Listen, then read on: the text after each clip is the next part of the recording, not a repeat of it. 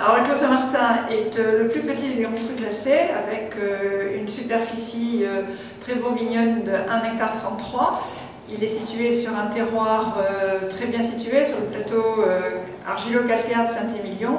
C'est une enclave entre 4 premiers grands crus classés, Château-Canon d'un côté, Angélus, Beauséjour-Bécaud et Beauséjour-Tuffeau-la-Garrosse.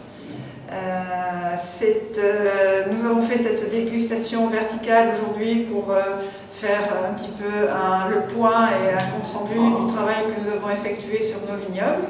Donc nous présentons nos trois propriétés, le château Côte de Ballot qui est un grand cru, le château Les Grandes Murailles, grand cru classé, et le Clos Saint-Martin. Voilà, nous avons sélectionné 7 ou 8 millésimes par cru pour ne pas faire une dégustation trop lourde. Et parce que sur les Grandes Murailles et le Clos Saint-Martin, certains millésimes sont épuisés.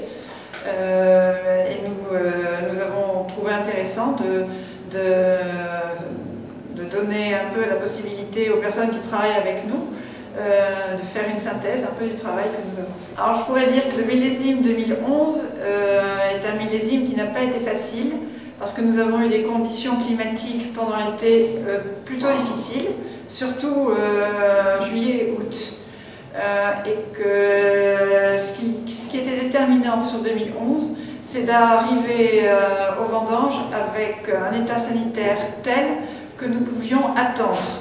Donc il fallait avoir vraiment, ça a été un peu la lutte contre le botrytis. Et lorsque nous n'avions pas de botrytis, lorsque la vendange était très saine sur le plan sanitaire, nous avons pu attendre et nous avons pu vendanger tard. Et je pense que la différence va se faire cette année sur ce millésime-là, à partir de là.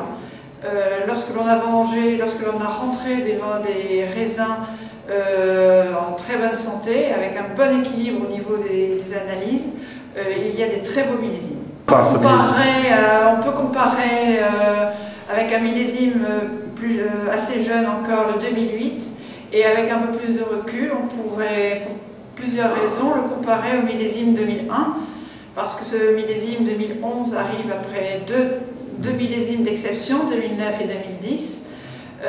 2001 était aussi un millésime qui souffrait de l'aura que l'on avait donnée au millésime 2000. Et je pense qu'avec les années, on découvrira que ce millésime 2011 est un grand millésime lui aussi.